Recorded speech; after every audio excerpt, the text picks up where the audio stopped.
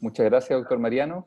Muchas gracias al Colegio Médico de Perú, a la Sociedad Peruana de Medicina Intensiva, a la Escuela de Salud Pública, al Ministerio de Salud peruano por la invitación. Mi nombre es Alejandro Urún, soy jefe del Departamento de Medicina Intensiva de la Pontificia Universidad Católica de Chile. Y a continuación vamos a conversar brevemente acerca de la estrategia de ventilación mecánica en los pacientes con SARS-CoV-19.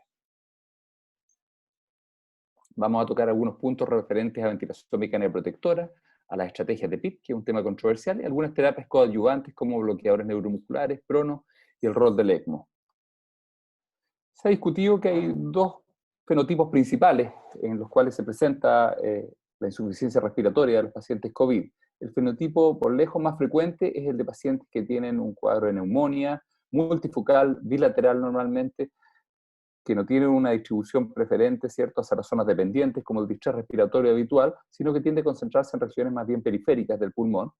y que puede tener una ocupación más o menos extensa, pero una característica que lo distingue del distrés respiratorio y de la falla respiratoria grave más habitual que enfrentamos es que estos pacientes tienen bastante hipoxemia, como se ve en ese caso, una relación PO2-FiO2 de 95, pero una compliance o una distensibilidad del sistema respiratorio relativamente normal, alrededor de 50 ml por centímetro de agua en promedio en la mayoría de los pacientes. Y como se ve en el escáner, ahí hay una gráfica, ¿cierto?, que es un histograma de densidades de los distintos píxeles que componen esa imagen pulmonar, y que según la aireación, ¿cierto?, podemos reconocer el predominio de las unidades pulmonares, en este caso aireadas, en azul, ¿cierto? La gran mayoría de las unidades pulmonares tienen una aireación normal, mientras que son muy pocas las unidades que tienen una aireación perdida, que son las que ahí se grafican en rojo. Y eso explica entonces, en parte, ¿cierto?, por qué tiene una compliance tan normal, porque la capacidad residual funcional o el volumen de gas está muy preservado. Estos pacientes, su hipoxemia se explicaría más que por tanto chant, por una relación ventilación-perfusión muy alterada, parecieran tener un problema vascular, ¿cierto?, de que no hay vasoconstricción hipóxica, y eso de alguna manera amplifica el trastorno de relación ventilación-perfusión. Suelen tener una baja reclutabilidad cuando se evalúa con escáner al menos, ¿cierto? Se ve que son pocas las unidades pulmonares que se abren. Sí, en términos de oxigenación, hay pacientes que sí responden al PIP mejorando el intercambio gaseoso, pero pareciera ser más bien producto de una redistribución del flujo sanguíneo que de reclutamiento efectivo. Y en general los infiltrados suelen no ser tan extensos, o al menos no en la proporción para explicar el nivel de hipoxemia, y suelen ser pulmones que no parecen tener demasiado edema, no tienen un gran peso pulmonar, y eso explica por qué no se produce atelectasia en las zonas dependientes y no se ve el típico gradiente gravitacional que se observa en el distrés respiratorio. Sin embargo, hay un segundo fenotipo que se ha descrito, se le ha llamado fenotipo H, ¿cierto?, por algunas abreviaciones en inglés, que sí se parece mucho más a un distrés respiratorio, con infiltrados mucho más extensos y un predominio hacia las zonas dependientes o dorsales, como se ve en esa imagen. También tienen una hipoxemia muy profunda, pero cuando uno ve el histograma de densidades, claramente hay un porcentaje muy alto de unidades pulmonares que ha perdido su aireación. Y estos pacientes tienen características más habituales del distrés respiratorio, tienen una compliance disminuida, tienen mucho chant que explica la hipoxemia. Se evalúa eso con imágenes, los infiltrados son extensos, se ve que el pulmón es edematoso, y sí tienen esa característica de baby lung, ¿cierto?, o pulmón pequeño, es decir, una capacidad residual funcional muy disminuida. Sin embargo, en nuestra experiencia local y nacional, hemos visto que el porcentaje de pacientes que en la presentación inicial tienen este tipo de fenotipo H, ¿cierto?, más parecido al distrés respiratorio, es muy, muy bajo, menos del 15-10%, y la gran mayoría de los pacientes se presentan con el fenotipo de arriba, con compliance normal, pero con alteración importante del intercambio gaseoso. Y por lo tanto, la estrategia ventilatoria que les voy a comentar en las siguientes diapositivas, y que está a partir de este algoritmo que hemos diseñado y que está en evolución constante, está basado fundamentalmente en la aproximación para los pacientes que tienen esta presentación clínica más habitual, ¿cierto?, con distensibilidad bastante conservada, pero una alteración importante del intercambio gaseoso. Vamos a revisar este algoritmo, se ve pequeño ahí, vamos a revisarlo en parte, ¿cierto?, a lo largo de la presentación. Vamos a comenzar entonces, ¿cierto?, con que este paciente ha sido recién intubado y cómo vamos a programar inicialmente la ventilación mecánica. Y aquí estas son recomendaciones que no tienen una gran evidencia, más que el intercambio con distintos expertos. Estamos todos aprendiendo y lo que les voy a comentar es todo dinámico y fluido. Volúmenes corrientes protectores, como siempre en todo paciente con falla respiratoria, pero quizás a diferencia del distrés respiratorio habitual, donde debemos ser mucho más estrictos con los 6 ml por kilo, aquí muchos sugieren que debiéramos ser un poco más flexibles entre 6 y 8 ml por kilo, porque muchos tienen una distensibilidad tan alta, ¿cierto?, que los driving pressure asociados a esos volúmenes corrientes son bastante bajos en general, algunos pacientes suelen tener bastante hipoventilación, ¿cierto? O tendencia a la atelectasia al utilizar volúmenes tan bajos, por lo tanto, en algunos pacientes uno podría aceptar volúmenes corrientes de hasta 8 ml por kilo. Una estrategia de PIP recomendamos moderada, entre 8 y 12 centímetros de agua. Hemos visto que la gran mayoría de los pacientes con ese nivel de PIP logran una oxigenación razonable y que aquellos pacientes que requieren niveles de PIP más altos en general suelen tener también mayores efectos adversos asociados a eso. PIP, básicamente deterioro hemodinámico, ¿cierto? Y por otro lado, hay estudios, ¿cierto?, con imágenes que muestran que la reclutabilidad sobre PIP de 12 suele ser bastante baja y por lo tanto la posibilidad de causar daño, ¿cierto?, empieza a aumentar de manera importante. Y nuestra estrategia, ¿cierto?, es priorizar más bien el prono antes de recurrir a estrategias de PIP alto. Frecuencias respiratorias inicialmente para una normocapnia o una hipercapnia permisiva moderada. En general, el CO2 no es complejo controlar en estos pacientes, al menos en la fase aguda, así que la mayoría de los pacientes con frecuencia respiratoria entre 22 y 26 por minuto logran un buen control, y la fracción inspirada para oxigenación moderada, saturación entre 92 y 96%. Y en general esto es muy fácil de lograr con volumen control, sobre todo cuando uno no tiene una experiencia demasiado avanzada en ventilación mecánica. Volumen control permite simplificar las cosas y observar qué pasa con la mecánica y qué nos vamos a fijar ahí en las presiones de vía aérea. ¿Cuáles son esas presiones? Básicamente la presión meseta o plató, que debiera estar por debajo de 28 centímetros de agua, y la driving pressure o presión de distensión, esto es la diferencia entre la meseta y el PIP, que no debiera sobrepasar los 14 centímetros de agua. También recomendamos partir con algunas medidas que limiten la posibilidad de contaminación ambiental, aspiración cerrada, al inicio una humidificación pasiva con filtro humidificador, ¿cierto? Y evitar las desconexiones de circuito. Y cuando los pacientes tienen acidosis respiratoria con la programación inicial, podríamos ser un poco más liberales con el volumen corriente si aún no hemos llegado a estos 8 ml por kilo, y mientras el driving pressure esté bien bajo, podemos aumentar, ¿cierto? Y eventualmente, si eso no resuelve el problema, podríamos disminuir el espacio muerto instrumental si tenemos acceso a humidificación activa, ¿cierto? No está prescrita, creemos que es más seguro partir con filtro, pero si tenemos un problema de CO2, claramente se va a simplificar eliminando ese filtro humidificador y instalando humidificación activa. Pero eso no está ampliamente disponible y por eso lo tenemos como una segunda opción. El volumen corriente es muy importante recordar, ¿cierto?, aunque sea de perogrullo, que es de acuerdo a la talla, ¿cierto? Y ahí hay tablas, hay fórmulas, hay aplicaciones de teléfonos inteligentes, pero es según la talla y por lo tanto tenemos que medir a los pacientes y eso es muy costo efectivo, muy simple. No lo estimemos a ojo en forma visual, vayamos y objetivemos la talla del paciente. Las presiones, entonces, solo para recordar el trazado de presión de vía aérea habitual que debiéramos tener en volumen control, al menos con un flujo cuadrado y una pausa inspiratoria, debiéramos tener claramente esa presión meseta, ¿cierto? Y esa que nos va a permitir calcular el driving pressure, que es la diferencial entre la meseta y el PIP. Esas dos presiones son muy, muy relevantes.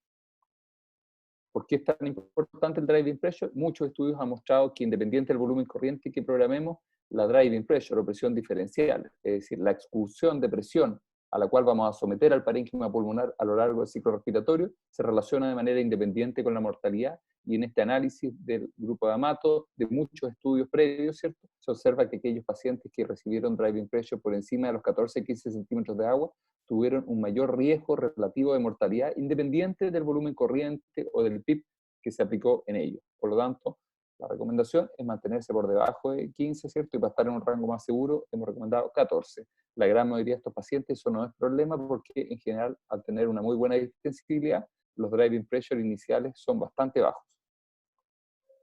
Y de respecto al PIB, ¿por qué estamos siendo bastante conservadores en nuestra recomendación? Y esto es algo que no lo teníamos planificado así al inicio de la pandemia, donde estábamos recomendando partir con una estrategia agresiva de PIB, porque hemos visto, ¿cierto?, que la mayor parte del reclutamiento que podemos conseguir se obtiene con niveles de PIB relativamente bajos, entre 8 y 10 centímetros de agua, y que ya sobre 10, 12 centímetros de agua empieza a bajar la reclutabilidad. Podemos tener ganancia de oxigenación, pero sobre todo por redistribución vascular, y sí tenemos más riesgo de sobredistensión y compromiso hemodinámico, y por lo tanto nos parece que debemos priorizar otras medidas antes de recurrir a los niveles de PIB alto, sobre todo si es que existe experiencia, ¿cierto?, importante con el uso de posición prono.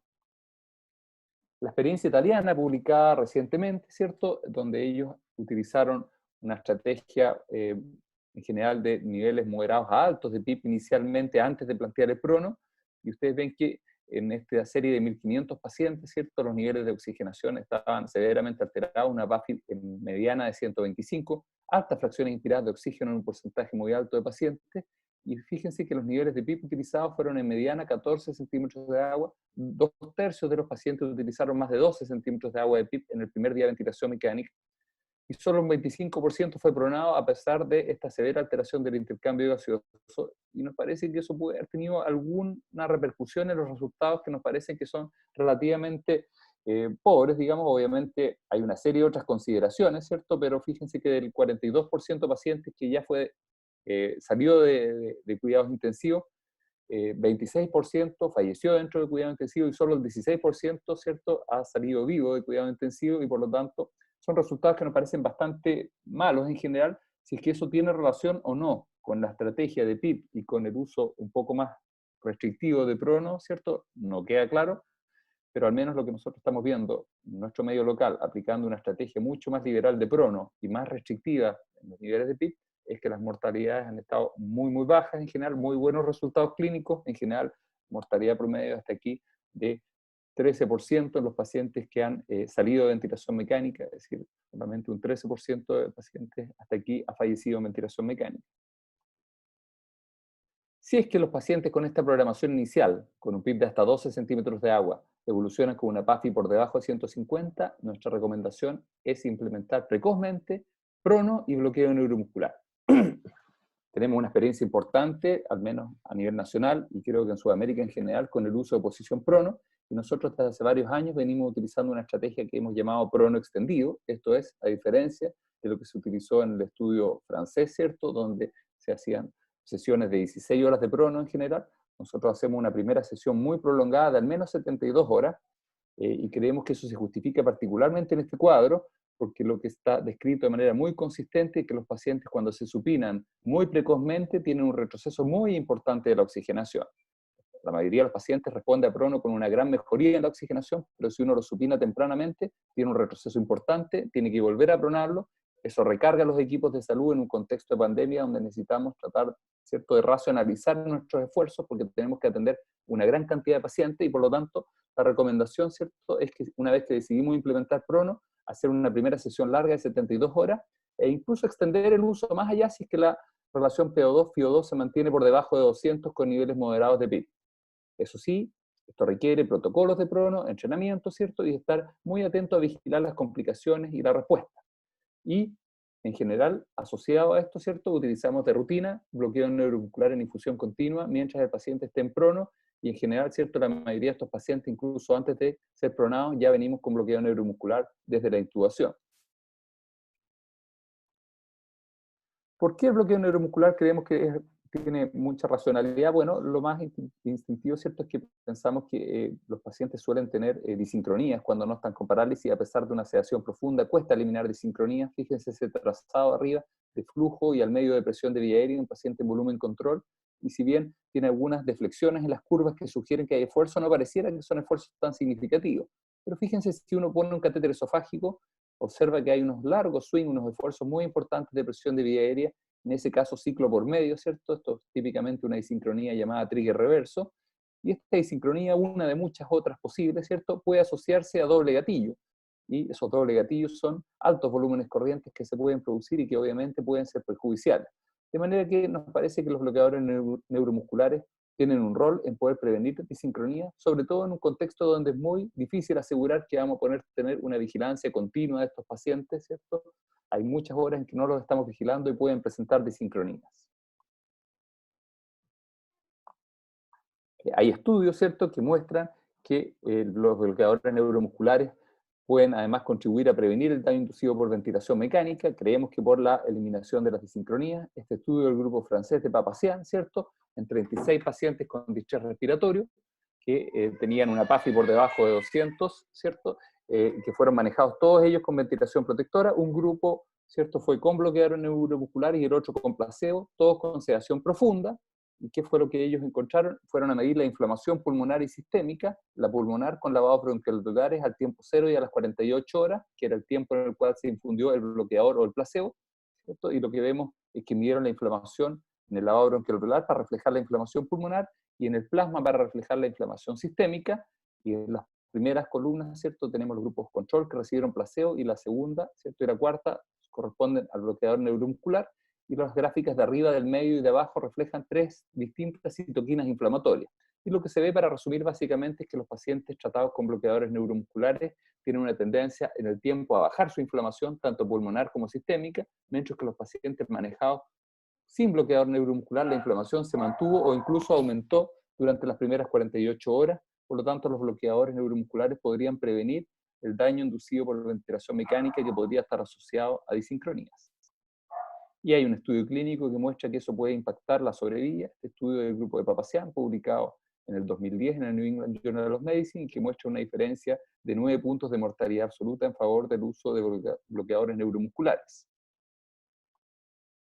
Si bien hay un estudio reciente, cierto, que no pudo reproducir esos resultados, la verdad es que la estrategia utilizada en la ventilación, sobre todo el grupo control, fue muy distinta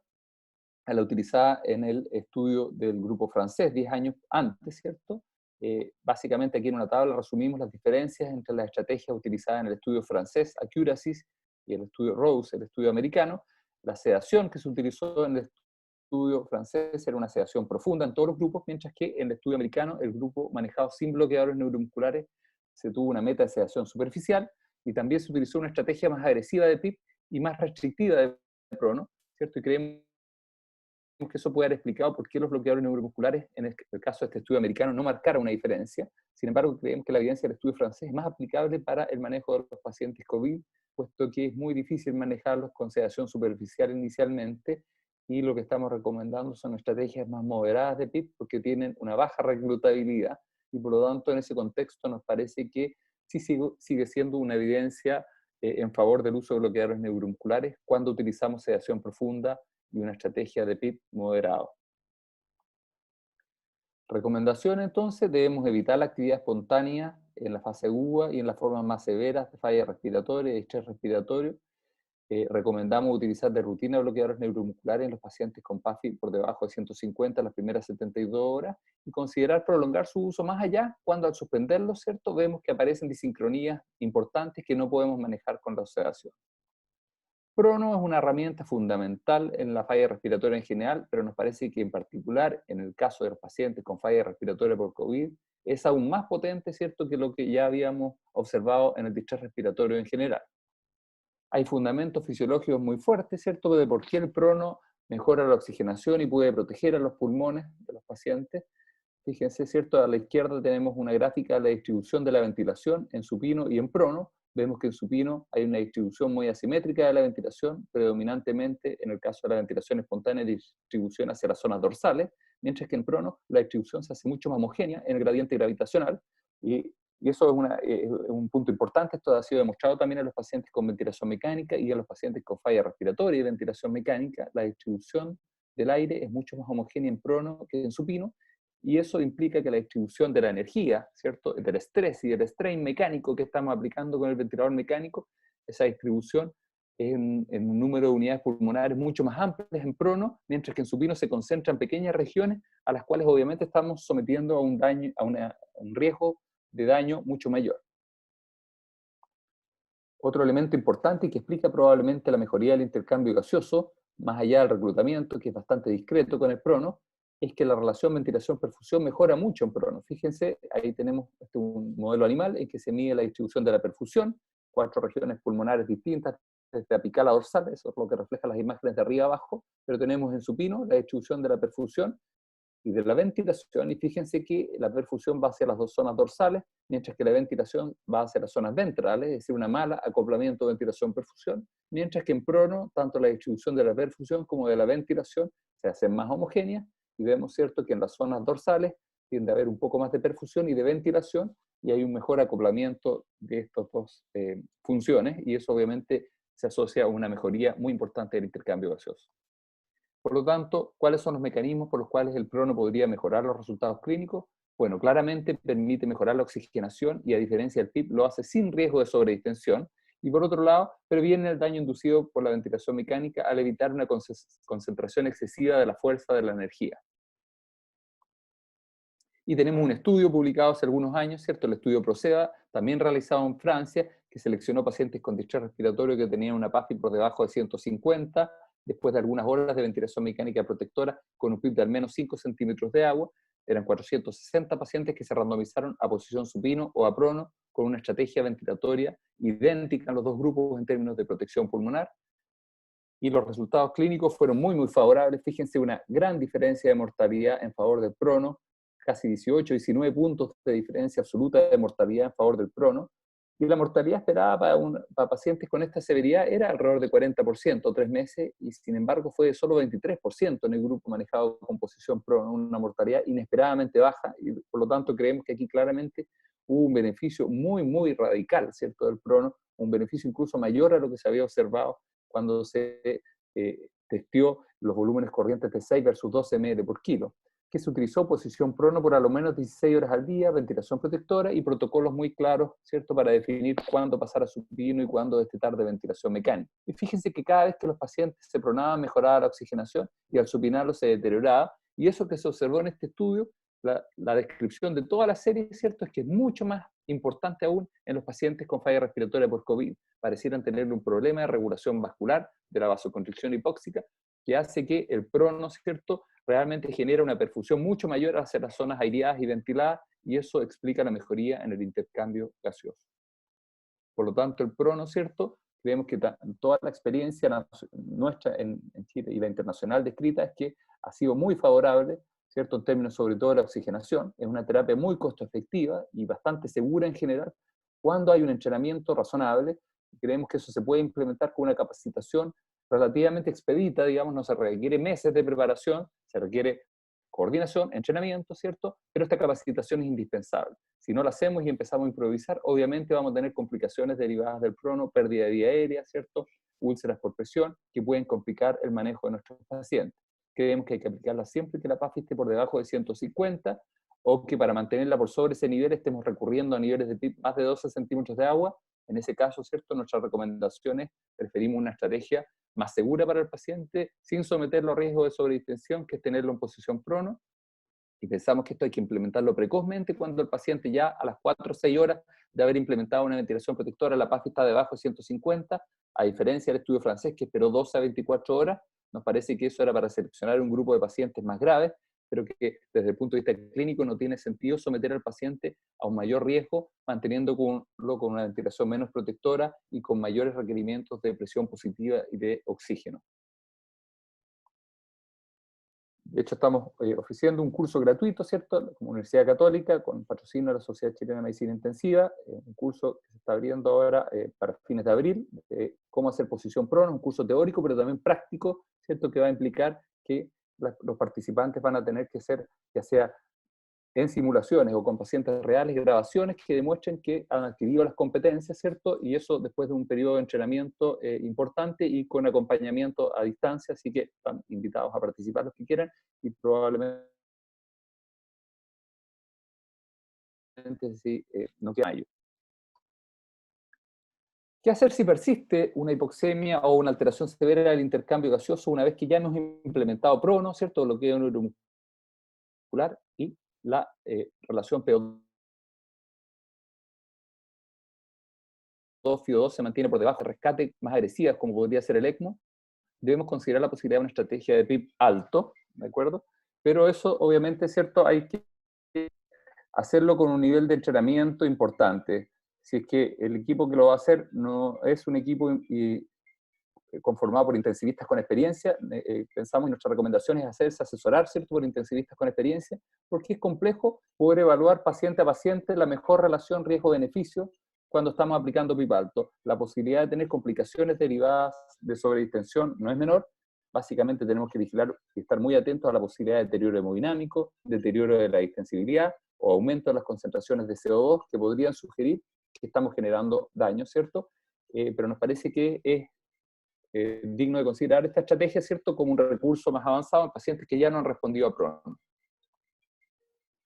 ¿Qué estrategias utilizar para el PIB alto? Hay muchas posibles. Una titulación decremental post maniobra de reclutamiento es una de las más utilizadas y recomendadas. Sin embargo, creemos que como criterio exclusivo, sin poner atención a la hemodinamia, a lo que está pasando con el espacio muerto, puede ser limitada esa estrategia.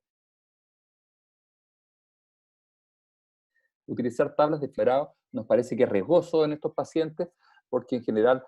esas tablas recomiendan niveles de PIB muy, muy agresivos para pacientes con hipoxemia profunda, y eso, en nuestra experiencia hasta aquí con estos pacientes, puede ser deleterio, y por lo tanto nos parece que la mejor aproximación es un juicio clínico por un intensivista experimentado que considere la mecánica, ¿cierto?, evaluada de una forma decremental, pero además mirando muy de cerca la hemodinamia y qué es lo que está pasando con el intercambio gaseoso. Debe ser entonces con supervisión, porque hay un alto riesgo de complicaciones. ¿Y qué hacer si persiste la hipoxemia y tenemos, ¿cierto?, una hipoxemia refractaria? Y eso nosotros estamos estableciendo límite para esta pandemia en una PAFI de 80, después de todas las consideraciones previas, ¿cierto? Considerar el ECMO veno-venoso, pero en casos muy seleccionados. El ECMO es una terapia altamente demandante de recursos humanos, ¿cierto? Es intensiva, de costos, se requiere derivar a los pacientes a centros de alta complejidad, y todo eso es algo que en el contexto de una pandemia puede distraer recursos, ¿cierto?, y energías que tenemos que concentrar en muchos pacientes. Por lo tanto, hay que hacer una reflexión, ¿cierto?, bien profunda antes de plantear ECMO en el contexto de esta pandemia, y estar muy atento a las contraindicaciones. ¿Hay evidencia en favor del ECMO? Sí, la hay, del estudio británico César, ¿cierto?, más reciente del estudio de Olia, que si bien este estudio no tuvo una significación estadística, estuvo muy cerca de lograrlo, y hubo algunos problemas metodológicos por los cuales eso no se alcanzó, pero la señal es bastante sugerente de que el ECMO produciría un cierto beneficio, pero ustedes ven que no es que la mortalidad baje, ¿cierto?, a la mitad, sino que hay una mejoría adicional que la que uno puede lograr con medios convencionales, pero no cambia la historia natural de la enfermedad en términos muy globales. Por lo tanto, nos parece que en ese sentido el ECMO, ¿cierto?, juega un rol, pero un rol más bien secundario en el manejo de esta pandemia. Hay que priorizar los conceptos de ventilación protectora, de prono temprano, ¿cierto?, y hacer bien las cosas simples del cuidado intensivo, y creemos que eso es lo que nos va a permitir llegar a buenos resultados, y no tratar de implementar o diseminar técnicas de ECMO en nuestros países donde el acceso a recursos es limitado. Ahí están, ¿cierto?, algunos de los criterios que normalmente hemos utilizado para considerar ECMO veno-venoso, y por lo tanto nosotros no planteamos el ECMO sin haber hecho previamente ventilación protectora, bloqueo neuromuscular, posición prono, y en el caso de la pandemia, ¿cierto?, el criterio de PAFI lo hemos puesto más restrictivo, ya no en 100, sino que en 80 milímetros de mercurio. Contraindicaciones, tenerlas muy presentes, ¿cierto? Hay varias absolutas y otras relativas, pero en el caso de esta pandemia, nuevamente creemos que ojalá plantearla, ¿cierto?, en pacientes que no tengan ningún tipo de contraindicación, y con una discusión muy acabada, ¿cierto?, con intensivistas experimentados. Entonces creemos que puede ser un último recurso frente a la hipoxemia severa, pero después de las medidas previas, que la derivación de estos pacientes puede poner mucha presión sobre nuestro sistema en un contexto de crisis, y eso hay algo que hay que repensar, porque si por derivar a un paciente ECMO vamos a dejar de atender, ¿cierto?, a otros pacientes, probablemente no sea la mejor opción, y su uso entonces debiera ser excepcional. Esto es dinámico, ¿cierto? Y lo que hemos conversado ahora en estas diapositivas previas es básicamente el manejo para la fase aguda, pero en la medida que va avanzando y entramos en la segunda o la tercera semana, hay que considerar estrategias distintas, sobre todo cuando los pacientes no están teniendo un curso favorable. Entonces, utilizar siempre una estrategia ventilatoria protectora con volúmenes corrientes bajos, en este caso quizás no tan estricto como 6, podemos tener una cierta flexibilidad entre 6 y 8. Se sugiere utilizar una estrategia de PIB moderado en la aproximación inicial, y cuando los pacientes presenten una alteración más severa del intercambio gaseoso, que el criterio que tenemos es la PAFI de 150, ¿cierto?, plantear precozmente bloqueo neuromuscular y posición prono, y nuestra recomendación es que ese prono sea extendido, ¿cierto? Vamos a tener un mayor beneficio, mayor seguridad y menos carga sobre nuestros equipos de salud, que ya están con una carga importante, tratando, ¿cierto?, de mantener todas las medidas de protección personal. Si los pacientes persisten con una PAFI, ¿cierto?, por debajo de 150 o 120, ¿cierto?, es variable el nivel que nos podemos plantear, considerar la posibilidad de una estrategia de PIB más alto, pero siempre apoyado por especialistas con experiencia, y considerar la derivación a ECMO en casos muy seleccionados. Muchas gracias por la oportunidad de poder compartir con ustedes nuestra visión.